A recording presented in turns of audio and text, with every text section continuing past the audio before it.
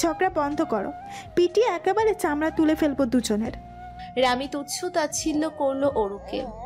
বিদ্রুপ হেসে বলল, চুনোপুটি আমাদের শাসন করতে এসেছে, যা ভাগ এখান থেকে। অরু নিজের অপমান বরদাস্ত করতে পারল না। বিছানার ঝাড়ু হাতে নিয়ে তাড়া করলো রামিকে। দুজনে মিলে চক্কর কাটলো পুরো রুম। রামিকে হেনস্থা হতে দেখে পায়ে পা তুলে আরাম করে বসলো মিঠু। বসে বসে অরুকে ডিরেকশন দিচ্ছে রামিকে কিভাবে কিভাবে আক্রমণ করলে ভালো হয়। অন্ধকারকে বিদায় জানিয়ে সূর্য উঠল পূব আকাশে। সকালের মিঠা রোদ বেলা বাড়ার সাথে সাথে উত্তাপ ছড়ালো। তরি ক্লাসের জন্য বের হলো। মাহমুদ নিচেই দাঁড়িয়ে আছে। ইদানিং তরি না নেমে আসা পর্যন্ত দাঁড়িয়ে থাকে, তারপর একসাথে যায়। তরি প্রথম প্রথম মাহমুদের সাথে যেতে না চাইলেও এখন তার আবদার ফেলতে পারে না। ধারালো চোখ দুটো তাকে সম্মোহিত করে ফেলে, চুম্বকের মতো আকর্ষিত হয়। তরি এসে পড়তেই সিএনজি নিল মাহমুদ। সিএনজিতে ঠিকঠাক উঠে বসতেই তরির বাবা এসে পড়লেন। তিনিও সামনের দিকেই যাবেন। এমার্জেন্সি কল পেয়ে বাসা থেকে বের হলেন। মাহমুদ ওনাকে পেছনে বসতে বলে সামনে ড্রাইভারের সাথে চলে গেল। তরির বাবা মাহমুদের সাথে আলাপ জুড়ে দিয়ে এক পর্যায়ে জিজ্ঞেস করলেন, বিয়ের অনুষ্ঠানে তুমিও যাচ্ছ? মাহমুদ ভদ্র ছেলের মতো গলার স্বর নিচু রেখেই জবাব দিল, জি আঙ্কেল, মা আর রামিকে এখান থেকে আমি নিয়ে যাব। তরির বাবা বললেন, তোমাদের সাথে তরি আর মিঠুও যাচ্ছে, ওদের খেয়াল রেখো, বিশেষ করে মিঠুর খেয়াল রাখবে। কখন কি ঘটিয়ে বসে, মনে বাদরামি ছাড়া আর কোনো কিছুই নেই ছেলেটার। মাহমুদ ওনাকে আশ্বস্ত করে বলল, চিন্তা করবেন না আঙ্কেল, আমি সামলে নেব। তরির বাবা গন্তব্য আসতেই নেমে গেলেন। মাহমুদ ফের পিছনে গিয়ে বসল। আলতো হেসে তরির ডান হাত মুঠোয় নিল। চোখে চোখ রেখে গম্ভীর স্বরে বলল, দেখলেন তো তরি, আপনার বাবা কেমন করে আমায় দুদিনের জন্য আপনার দায়িত্ব বুঝিয়ে দিলেন, এরপর সারা জীবনের দায়িত্ব বুঝিয়ে দিবেন। তরি তাদের হাতের দৃঢ় বন্ধনে তাকালো। চোখ বুজে রইল খানিকটা সময়। বুক ভরে শ্বাস নিয়ে মনে মনে বলল, আপনি যে আমার মন ব্যথার গোপন ঔষধ হয়ে উঠেছেন মাহমুদ। এভাবেই শক্ত করে ধরে রাখুন আমায়। কিন্তু ভাষায় প্রকাশ করল না। মাহমুদের চোখে চোখ রেখে নিজের অনুভূতি প্রকাশ করার সাহস তার নেই। তরি লজ্জায় লুটিয়ে পড়বে। মাহমুদের হাত থেকে হাত ছাড়ানোর চেষ্টা করল না, বাড়তে দিল গাঢ় অনুভূতি। তপ্ত দুপুরের তাপদাহে ঘেমে নিয়ে একাকার শরীর। স্যাঁতসেঁতে শরীরের সাথে শুভ্র রঙা শার্ট লেপ্টে আছে আষ্টে পৃষ্ঠে। ক্লান্ত মাহমুদের চোখে মুখে বিরক্তি ঝরে পড়ছে। গলা শুকিয়ে কাঠ, চোখজোড়া মলিন দেখাচ্ছে। গলা বেয়ে টপ করে ঝরে পড়ছে ঘামের বিন্দু কণা। চুলের ভাঁজে বার কয়েক আঙ্গুল চালিয়ে পেছন দিকে ঠেলে দিল। এদিক ওদিক চোখ ঘুরিয়ে রিকশা খুঁজল। যখন তরি পাশে থাকে কেবল তখনই সিএনজি নেয়। আশেপাশের মানুষকে খুব পরোয়া করে মেয়েটা।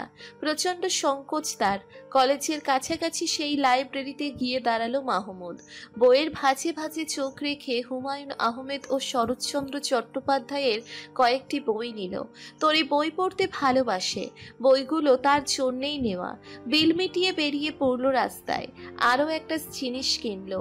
রিকশা ডেকে একেবারে বাসার সামনে এসে নামলো। আগামীকালই হলুদ অনুষ্ঠানের উদ্দেশ্যে বের হবে। গেট দিয়ে প্রবেশ করতেই তরির বারান্দায় তাকালো মাহমুদ। চোখাচোখি হয়ে গেল দুজনের।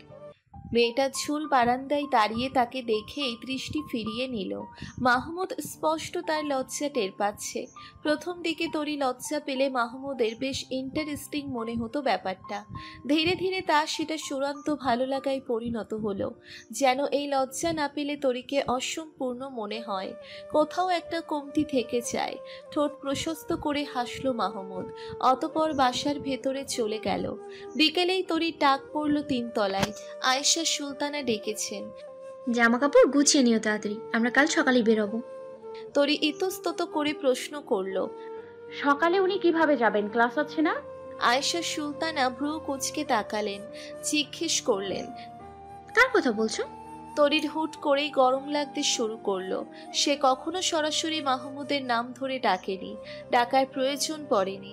নামটি উচ্চারণ করতে তার ভিতরে জড়তা কাজ করছে। সংকোচ করে বলল, মানে রামির ভাইয়ার কথা বলছিলাম।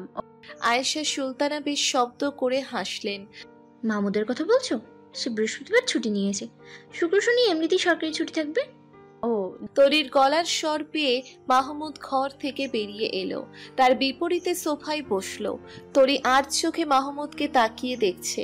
তার বুক ধরপড় করেছে। মাহমুদ ব্যাপারটি লক্ষ্য করেই মিটি মিটি হাসছে। গভীর স্বরে ডাকলো, তরি। চমকে উঠল তরি। চমক কাটতেই লজ্জা পেল সে।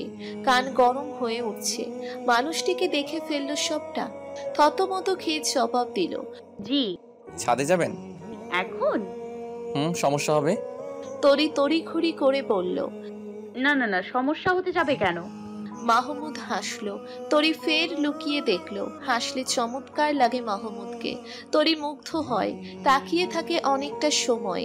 মাহমুদ ঘরের দিকে যেতে যেতেই বলে, ছাদে গেলেও দেখতে পারবেন তরি, আমি বাধা দিচ্ছি না তো। তরি চোখ মুখ খিচিয়ে উঠে পড়ল। আয়েশা সুলতানাকে ডেকে বলে গেল। আন্টি আমি যাচ্ছি। বাসায় না গিয়ে ছাদে উঠল তরি। অরু দাঁড়িয়ে ফুল দেখছে। ফুল তার ভীষণ পছন্দের হলেও কখনো ছিঁড়ে ফেলে না অরু। বরং কেউ যখন গাছ থেকে ফুল ছেড়ে অরু তখন তাকে খুব বকা দেয়। মাহমুদ আসলো কিছুক্ষণ পর, হাতে এক গাদা বই। তরি কৌতূহলে চোখে বইগুলো দেখছে। মাহমুদ তরির দিকে বই বাড়িয়ে দিল। এগুলো আপনার জন্য। তরি অবাক হয়ে জিজ্ঞেস করলো, আমার জন্য এগুলো বই? মাহমুদ মৃদু হাসল। তরির ঠোঁটের কোণে মিষ্টি হাসি। কৃতজ্ঞতা সূচক হেসে বলল, ধন্যবাদ। মাহমুদ রুষ্ট হলো। গম্ভীর স্বরে বলল, ধন্যবাদ দেওয়া আমার পছন্দ হয়নি তরি। তরি ফ্যালফ্যাল করে তাকিয়ে রইল। মাহমুদ স্থির দৃষ্টিতে তাকিয়ে দেখছে মেয়েটির মায়া মায়া চেহারা। এই যে তার দিকে টানা টানা চোখে তাকিয়ে আছে, লুকিয়ে চুরিয়ে তাকে দেখে। মাহমুদের ভীষণ ভালো লাগে। একটু কাছে ঝুঁকে গলার স্বর খাদে নামিয়ে বলল, নিজের মানুষকে কখনো ধন্যবাদ দিতে নেই তরি। তরির হাত পা ঠান্ডা হতে লাগলো। দাঁড়িয়ে থাকা ভীষণ কষ্টসাধ্য হয়ে দাঁড়িয়েছে। মনে মনে বার দুয়েক আওড়ালো নিজের মানুষ। তরি টের পেলেও সে সত্যিই প্রেমে পড়েছে।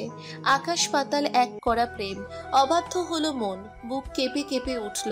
হুট করেই তার কেমন কান্না পাচ্ছে। এমনিতেও সে ভীষণ আবেগী একটা মেয়ে, এখন যেন আরো আবেগী হয়ে পড়ছে। খুশিতে নাকি দুঃখে বুঝতে পারছে না কেন সে প্রেমে পড়তে গেল। সে তো প্রেম নামক আজব জিনিসকে নিমন্ত্রণ জানায়নি। তবুও দিন শেষে সে তলিয়ে গেল। সমুদ্রের জলের মতো জোয়ার ভাটা হলো বুকের ভেতর। মাহমুদ অপলক অশান্ত মেয়েটিকে দেখছে। হাত বাড়িয়ে কানের পাশের চুল সরিয়ে দিতেই তরি থমকে গেল। হৃৎপিণ্ড যেন তার কাজ বন্ধ করে দিয়েছে। নিস্তেজ হয়ে আসছে শরীর। অরু সেই কখন থেকে ফুল দেখা বাদ দিয়ে কোমরে হাত রেখে ধারালো নজরে তাকিয়ে আছে দুজনের দিকে।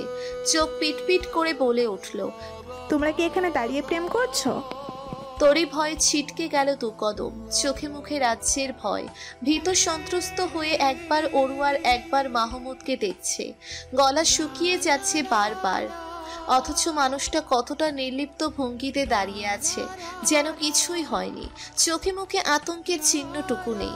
ওর চোখের নজর আরেকটু তীক্ষ্ণ করে গম্ভীর স্বরে কথা বলার চেষ্টা করলো। শাসনের সুরে বলল, কি হলো, কথা বলছো না কেন? তোমরা কি প্রেম করছিলে? এত বড় সাহস তোমাদের? মাহমুদ মিটি মিটি হেসে বলল। তোমার কেন মনে হলো আমরা প্রেম করছি? ওর গাল ফুলিয়ে বলল, আমি তো কার্টুনে দেখেছি, রাজকুমার রাজকুমারীর পাশে এসে দাঁড়ালে তাদের প্রেম হয়ে যায়। মাহমুদ ঠোঁট টিপে হাসলো। অরুর মতোই ঠোঁট নাড়িয়ে বলল, আমাদের দেখে কি রাজকুমার আর রাজকুমারী মনে হচ্ছে? অরু দুপাশে মাথা তলিয়ে জানালো, না তো, তোমাদের তো মানুষের মতো লাগছে। এক্স্যাক্টলি। তাহলে তুমি বলো আমরা কি প্রেম করছিলাম? অরু এবারও মাথা নেড়ে না জানালো। মাহমুদ একটা ফুল ছিঁড়ে অরুর কানে গুছে দিতেই অরু চিৎকার করে উঠল। এক মুহূর্তের জন্য মাহমুদ আতঙ্কিত চোখে তাকালো। অরু কানের পাশ থেকে ফুল নিয়েই গাল ফুলিয়ে কেঁদে ফেলল। তুমি পচা, একটুও ভালো না। আমাকে বুড়োর সাথে বিয়ে দিতে চাও, আবার আমার ফুল ছিঁড়ে ফেলো। একদম তোমার সাথে কথা বলবো না। আমি বাবাকে বলে দেবো তোমাদের যেন বাসা থেকে বের করে দেয়। মাহমুদ হত বিহ্বল হয়ে গেল। একটা ফুল ছেঁড়াতে অরু এভাবে রিয়াক্ট করবে জানলে কখনোই ছিঁড়ত না। মাহমুদ অরুকে কোলে তুলে নিল। তাকে শান্ত করতেই আদুরে গলায় বলল, সরি অরু, এক হাতে কান ধরেছি দেখো। আমি তোমায় অনেকগুলো ফুল গাছ কিনে দেবো, ঠিক আছে? অরু কিছুতেই শান্ত হচ্ছে না।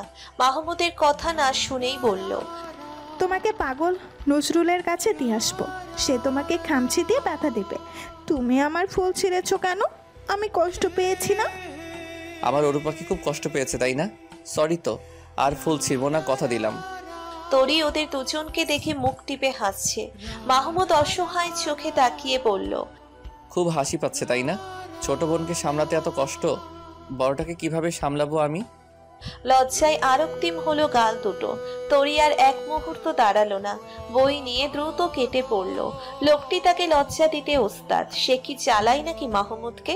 ওরুকে থামাতে না পেরে তাকে নিয়ে দোকানের দিকে রওনা হলো মাহমুদ। আপাতত চিপস চকলেট দিয়েই শান্ত করতে হবে। সকলেই তৈরি।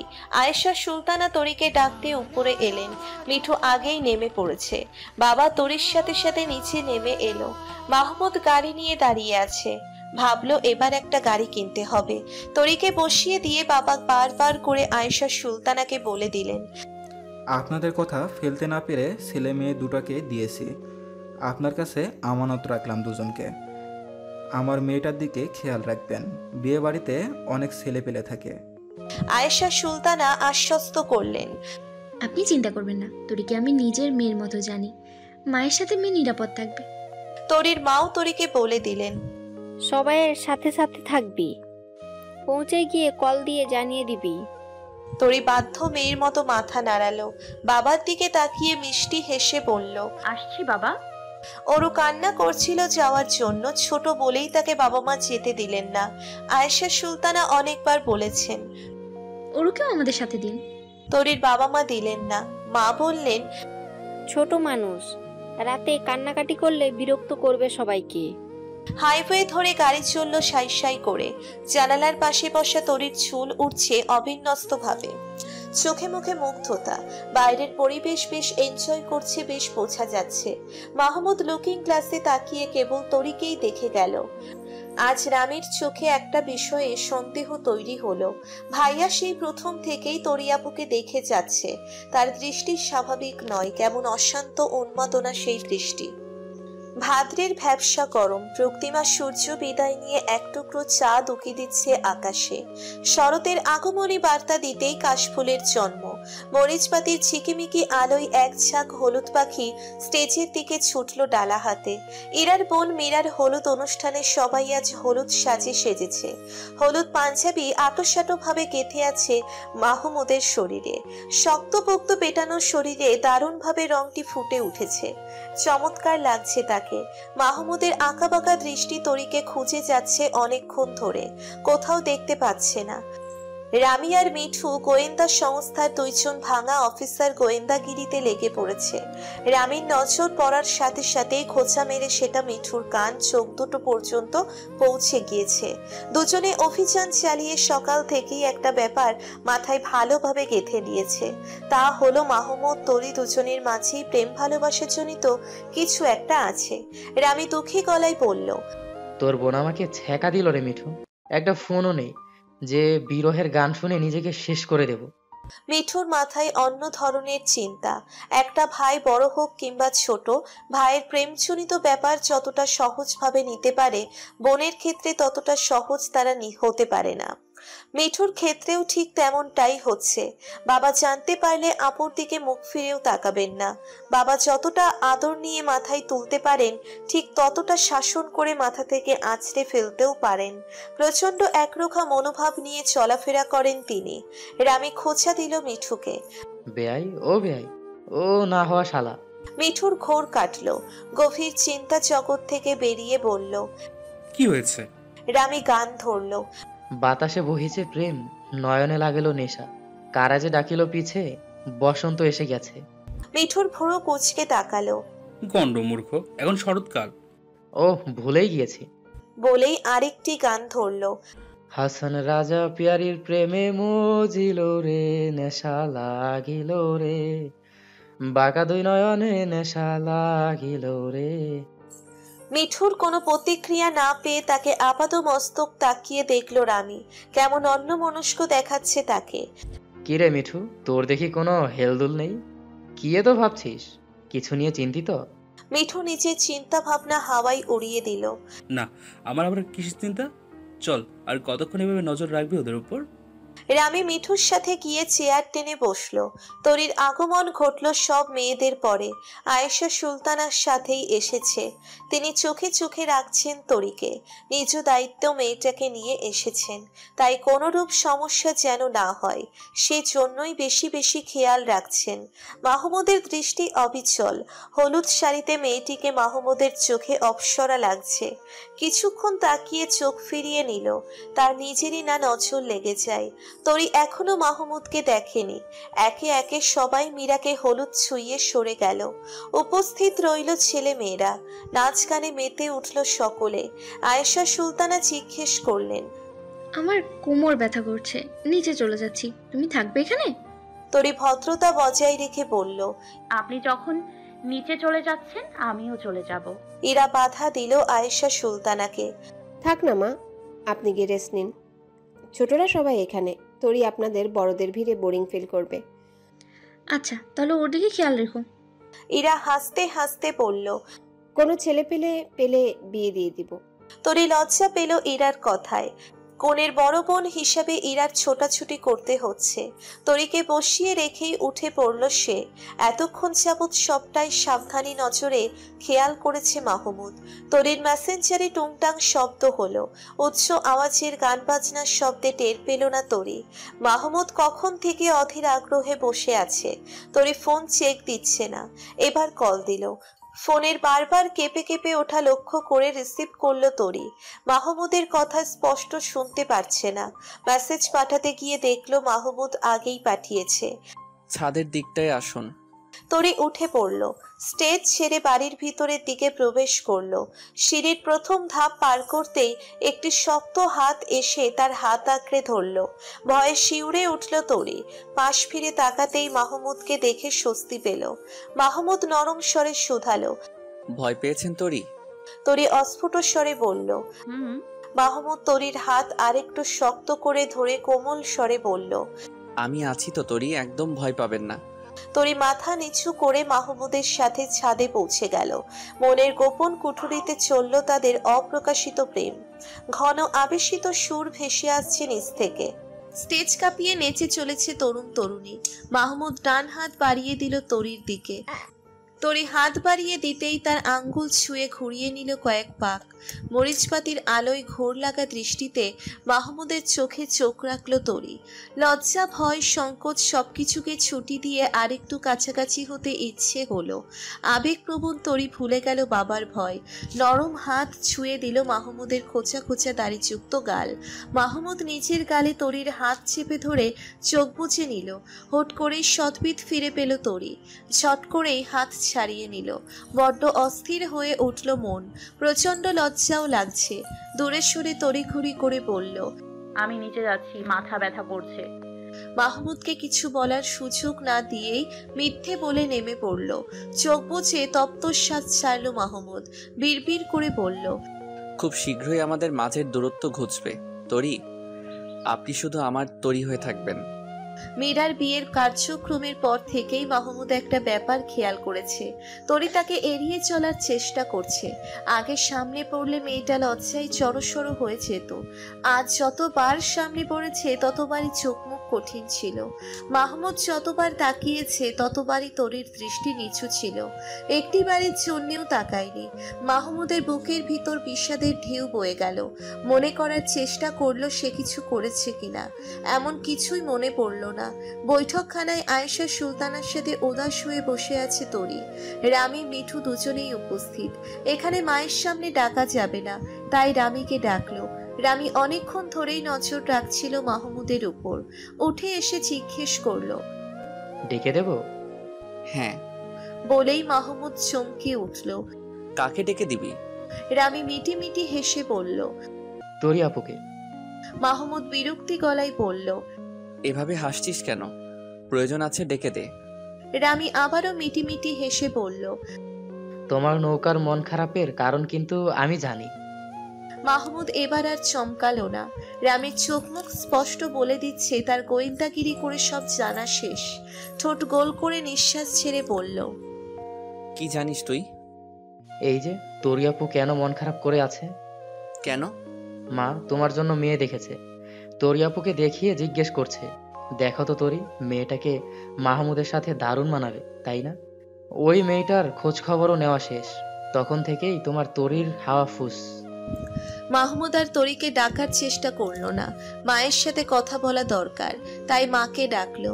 আয়েশা সুলতানা উঠে আসতেই মাহমুদ ওনাকে একপাশে টেনে নিয়ে গেল, গম্ভীর স্বরে জিজ্ঞেস করলো, রামি বলল তুমি নাকি এখানে এসে মেয়ে দেখছো আমার জন্য। হ্যাঁ, বিয়ে করতে হবে না তোর? মেয়েটাকে আমার ভীষণ মনে ধরেছে, তোরও ভালো লেগেছে, জিজ্ঞেস করে দেয়। মাহমুদ মনে মনে হাসলো মায়ের ওপর। সে সময় নিল না, সোজা সাপটা বলে দিল, মা, আমার জন্য অন্য মেয়ে দেখা বাদ দাও, প্রস্তাব পাঠাতে হলে তরির বাসায় পাঠাও। এক মুহূর্ত সময় ব্যয় না করে চলে গেল মাহমুদ।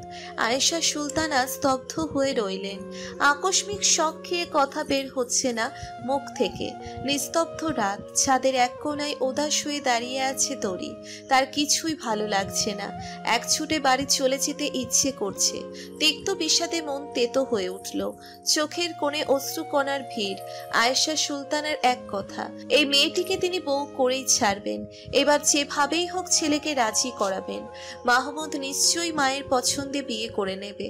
তরি হঠাৎ ফুপিয়ে উঠল। এত কেন কষ্ট হচ্ছে তার? পরদিনই বাড়িতে ফিরে এলো তরি। গতকাল থেকে একবারও মাহমুদের সাথে কথা বলার চেষ্টা করেনি। মাহমুদও আর জোর করেনি, পরে ঠান্ডা মাথায় কথা বলা যাবে। আয়েশা সুলতানা মাহমুদের ঘরে এসে বসলেন। কিছু বলবে মা?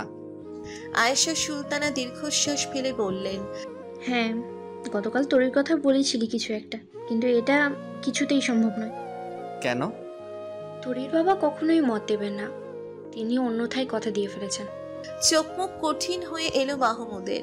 সে সহজে রাগ করতে চায় না, তবে আজ নিজের উপর নিয়ন্ত্রণ হারাচ্ছে। তরি তাকে কিছুই জানায়নি। সকাল থেকেই ঘরে বসে আছে তরি। মাথার ভিতর এক স্তূপ যন্ত্রণা। মা কখন থেকে নাস্তা করার জন্য ডাকাডাকি করে যাচ্ছেন। তরি বিরক্ত হয়ে বলল, তোমরা খেয়ে নাও, আমার এখন ভালো লাগছে না। মা কিছুক্ষণ চিৎকার চেঁচামেচি করলেন। সময় মতো খাবার না খাওয়া ওনার অপছন্দের একটি কাজ। মিঠু একবার তরির ঘরের দরজায় চোখ রাখলো। ভেতর থেকে লক করা নয়, তবে চাপিয়ে রাখা। বিয়ে বাড়ির ঘটনা তার অজানা নয়। সেরকম কিছু একটা নিয়েই যে তরি আপসেট, সেটা বুঝতে পারলো। বাবা তরিকে খাবার টেবিলে না দেখেই গম্ভীর গলায় কয়েকবার ডাকলেন। তরি বাবাকেও একই কথা বলে বসে রইল। তারা আছে বলে বাবা নাস্তা করে বেরিয়ে গেলেন। সবকিছুই কেমন বিষাক্ত লাগছে। সবার আদর ভালোবাসাও তেতো মনে হচ্ছে। অযথায় মেজাজ খারাপ হলো তরির। বুকের ভিতর গড়ে ওঠা ভয় বারবার ঘন্টা বাজিয়ে জানান দিচ্ছে বড় কিছু হারাতে চলেছে সে। পরক্ষণেই তরি ভাবলো, হারাবেটা কি? তার কিছু ছিল নাকি? মাহমুদের সাথে তো তার কোনো নামের সম্পর্ক ছিল না। সে বিয়ে করলেই বা তার কি যায় আসে? মনকে কঠিন করে ঘর ছেড়ে বের হলো। নাস্তার টেবিলে বসেও খুব একটা গিলতে পারল না। ক্ষণে ক্ষণে বুকের ভিতরটা মোচড় দিয়ে ওঠে। গতকাল রাতে প্রচণ্ড ক্ষোভ নিয়েই তরিকে ছাদে আসতে বলে নক করেছিল মাহমুদ। মেয়েটা মেসেজ সেন্ড করে রেখে দিয়েছে। রিপ্লাই করার প্রয়োজন মনে করেনি। এতে আরও মেজাজ খারাপ হলো তার। চোয়াল শক্ত করে তাতে দাঁত চাপলো। দুহাত মাথায় চুল খামচে ধরল। চোখ মুখ লাল হয়ে উঠল তার। ক্রমাগত পায়চারি শেষে 2 ঘন্টা পর ছাদ থেকে নেমে এলো। তরি এলো না। ফোন সুইচ অফ রেখে শুয়ে পড়েছিল মাহমুদ। আকাশ সম রাগ গিয়ে জমা হলো তরির ওপর। রাতে ঠিকঠাক ঘুম হলো না। ভোরের দিকেই একটু ভারী ঘুম হয়েছিল। চোখ দুটো এখনো অনেকটা লাল হয়ে আছে। নিজের মাথা ঠান্ডা রাখার চেষ্টা করলো মাহমুদ। মায়ের সাথে আর একবার কথা বলা উচিত। কলেজের জন্য তৈরি হয়ে নাস্তার টেবিলে বসলো। আয়েশা সুলতানা 2 ছেলেকে নাস্তা দিয়ে নিজেও বসে পড়লেন। মাহমুদ সরাসরি বলল, তরির যে অন্যত্র বিয়ে ঠিক হয়ে আছে সেটা তুমি কিভাবে জানলে? আয়েশা সুলতানা চোখ তুলে ছেলেকে দেখে নিলেন। সরল গলায় বললেন, ওর মায়ের কাছে শুনেছি চাচাতো ভাইয়ের সাথে বিয়ের ব্যাপারে ওর বাবা কথা দিয়ে রেখেছে। তোরির পড়াশোনা শেষ হোক, ততদিনে ছেলে লন্ডন থেকে ফিরুক, পরেই বিয়ের কাজ শুরু হবে। রামি ঝট করেই মাথা তুলে তাকালো। এতক্ষণ তার ধ্যান জ্ঞান ছিল খাবারে। তরির বিয়ে ঠিক হলো কবে? মাকে জিজ্ঞেস করে বসলো। কখন তরি আপুর বিয়ে ঠিক হলো? কই মিঠু তো আমায় বলেনি। ওর বাবা মা ছাড়া কেউ জানে না, তোরিও জানে না। সেদিন ওনারা তোরির বড় চাচার সাথে ফোনে কথা বলছিলেন, আমিও গিয়ে বসেছি। তখন তোরির মা নিজেই বললেন আমাকে। ভুরু কুঁচকে গেল মাহমুদের। তরি জানে না, এ কেমন কথা? মেয়ের ইচ্ছের বিরুদ্ধে কথা দিয়ে দেওয়া কেমন কাজ? সে মায়ের উদ্দেশ্যে বলল, তোরই যেহেতু জানে না, তাহলে নিশ্চয়ই বিয়ের কথা একেবারে পাকাপাকি হয়নি। তুমি প্রস্তাব রাখতে সমস্যা কোথায়? আয়েশা সুলতানা অদ্ভুতভাবে তাকিয়ে আছেন। ছেলে কখনো এমন খোলামেলা কথা বলে না। এমন অনুচিত আবদার দেখে বুঝলেন হয়তো ছেলে খুব পছন্দ করে তরিকে। দীর্ঘশ্বাস ফেলে বললেন, আমি বলে দেখব, তবে মনে হয় না তোরির বাবা রাজি হবেন। তাছাড়া তোরি কি বলে সেটাও তো জানতে হবে। মাহমুদ কথা বাড়ালো না, দ্রুত নাস্তা সেরে বেরিয়ে পড়ল। তরি আলাদা রিক্সা নিয়ে চলে গেল। এখান থেকে তার বিষাদের পাতার সূচনা। তাকে অবাক করে দিয়ে মাহমুদও আর ডাকলো না। মন বিষিয়ে উঠল তরির। দুদিনেই মানুষ এতটা পর হয়ে যেতে পারে? অবশ্য দোষটা তারই ছিল। যেচে কারো সঙ্গ দেওয়া উচিত নয়। বিনিময়ে সে দুঃখ ছাড়া আর কিছুই পেল না। আজ আর লেকচারেও মন বসছে না। পাশ থেকে সোমা জিজ্ঞেস করলো, তোর কি হয়েছে রে তরি? তোকে এমন আপসেট দেখাচ্ছে কেন? তরি সযত্নে সত্যটা এড়িয়ে যাওয়ার চেষ্টা করে বলল, এমনিতেই আজ শরীরটা ভালো লাগছে না। বাসায় চলে যাবি? তরি একবার ভাবলো বাসায় চলে যাবে, পরক্ষণেই মত বদলে ফেলল। এখন বাসায় গেলেই সবকিছু মনে পড়ে যাবে। একাকিত্ব এসে জেঁকে ধরবে তাকে। এখানে সবার সাথে থাকলে কিছুটা হলেও ভুলে থাকতে পারবে সবকিছু। মাথা দুলিয়ে অসম্মতি জানালো। সোমা বলল, তাহলে চল বাইরে কিছুক্ষণ বসি। চল। দুজনে বাইরে এসে ঘাসের উপর বসলো। একবার ভাবলো সোমাকে সবটা খুলে বলবে, তারপরই ভাবলো না থাক। ক্লাস ছুটির পর বেরিয়ে গেল দুজন। দুজনের বাসা ভার্সিটি থেকে বিপরীতে হওয়ায় দুজন দুদিকে এগিয়ে গেল। পরপর দুটো বাস এসে চলে গেল। তরি যাত্রী ছাউনির বেঞ্চিতে বসে রইল। বাসায় যেতে মোটেই ইচ্ছে করছে না। চোখ মুখ লাল হয়ে আছে। মাহমুদ নিঃশব্দে এগিয়ে গেল। তরি যে পরপর দুটো বাস ইচ্ছেকৃত মিস দিয়েছে সেটাও স্পষ্ট দেখল।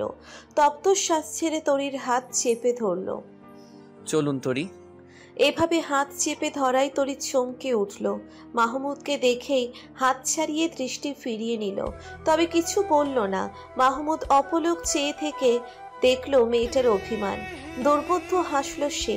কেউ দেখার আগেই নিপুণভাবে মিলিয়ে গেল সেই হাসি। মাথা ঝাঁকিয়ে শুধালো, নক করেছিলাম আপনাকে, ছাদে আসেননি কেন? তরি চোখ মুখ শক্ত করে বলল, আপনি বললেই কি যখন তখন আমায় ছাদে আসতে হবে? তরির মাঝে স্পষ্ট রাগ। আজ আর কোনো লজ্জা অস্থিরতার চিহ্নটুকু নেই। মাহমুদ সাধারণ বিষয়েও মুগ্ধ হলো। মৃদু হেসে পড়ল, ঠিক আছে, ইচ্ছে না হলে ছাদে আসতে হবে না, তবে আমার কিছু কথা আছে, আসুন আমার সাথে। তরির রাগ বাড়ল তরতর করে। ভীষণ কান্না পাচ্ছে তার। চোখ মুখ লাল হয়ে আছে। মানুষটি কি সুন্দর হেসে হেসে কথা বলছে, অথচ তার ভিতরটা এক নিমেষেই ভেঙে চুরমার হয়ে গিয়েছে। তার উপরে ঠুনকো একটা খোলস অবশিষ্ট আছে। ভেতরটা ভঙ্গুর। নিজেকে শক্ত রেখে বলল, আমার কোনো কথা শোনার নেই। কিন্তু আমার বলার আছে, আপনাকে শুনতে হবে, চলুন। মাহমুদের কণ্ঠে স্পষ্ট অধিকার বোধ। তরি আশেপাশে তাকিয়ে ফোঁস করে নিঃশ্বাস ছাড়ল। যতক্ষণ না মাহমুদের কথা শুনবে, দেখা যাবে নাছর বান্দা এখান থেকে নড়বে না। তরি মাহমুদের পিছু পিছু হাঁটল। কাছেই একটা কফি শপে বসলো। গ্লাস ভেদ করে রাস্তার কোলাহলে চোখ রাখল তরি। মাহমুদ তরিকে এক পলক দেখে বলল, আমার দিকে ফিরুন। তরি দৃষ্টি বাইরে রেখেই বলল, আপনি বলতে পারেন, শুনছি আমি। মাহমুদ ভ্রু কুঁচকে তাকালো। মিটিমিটি হেসে বলল, ভয় করছে তাকাতে? তরি সরাসরি মাহমুদের চোখে চোখ রাখলো। চোখ মুখ শক্ত করে বলল, ভয় করতে যাবে কেন? মা আমার জন্য মেয়ে দেখেছে, সব ঠিকঠাক থাকলে বিয়েটা হয়ে যাবে। ভেতরটা দুমড়ে মুচড়ে যাচ্ছে। দাঁতে দাঁত লেগে যাচ্ছে যন্ত্রণায়। আর একটু হলেই চোখে পানি এসে পড়বে। তরি কোনোভাবেই মুখ থেকে বের করলো, সেটা আমাকে বলছেন কেন? আপনি আমার কাছে খুব ভালো একজন বন্ধু, সেই জন্যই বলছি। তরির মেজাজ খারাপ হলো।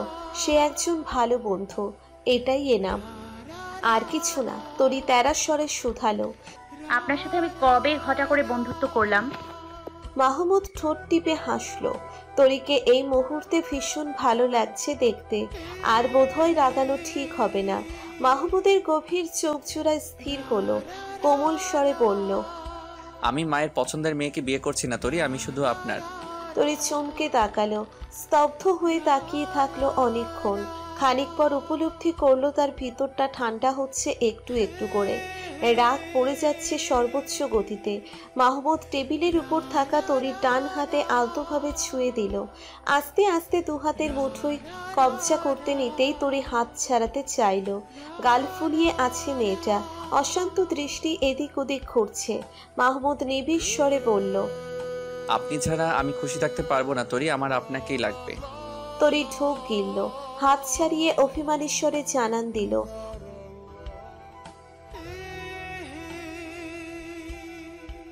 মাহমুদ নিঃশব্দে হাসল। আপনি আমার অনেক কিছু তরি, আমার চোখের দিকে তাকান, এই চোখ জোড়া বলে দেবে আপনি আমার সব কিছু। তরি এবার লজ্জা পেতে লাগলো, অন্যদিকে মুখ ঘুরিয়ে বলল, আমি বাসায় যাব, দেরি হলে বাবা মা চিন্তা করবেন। আমার যেতে ইচ্ছে করছে না তরি, প্লিজ আর একটু বসুন। তরি আর ওঠার জন্য তারা দেখালো না। মাহমুদ বলল, আপনি বড্ড বোকা তরি, ভীষণ বোকা। তরির রাগ লাগলো, নাকের পাটা ফুলে উঠছে তার। মাহমুদ বলল, আপনি আমায় জিজ্ঞেস করতে পারতেন, আমায় না জেনেই মায়ের একটা পছন্দের ভিত্তিতে কষ্ট দিলেন আমায়। ভীষণ কষ্ট পেয়েছি আমি, বুকে হাত দিয়ে দেখুন। তরি ফ্যালফ্যাল করে তাকিয়ে আছে। ব্যাপারটা বোধগম্য হতেই গাল দুটো আরক্তিম হলো, এলোমেলো হয়ে গেল দৃষ্টি। দ্রিম দ্রিম হাতুড়ি পেটার শব্দ হলো হৃদযন্ত্রে।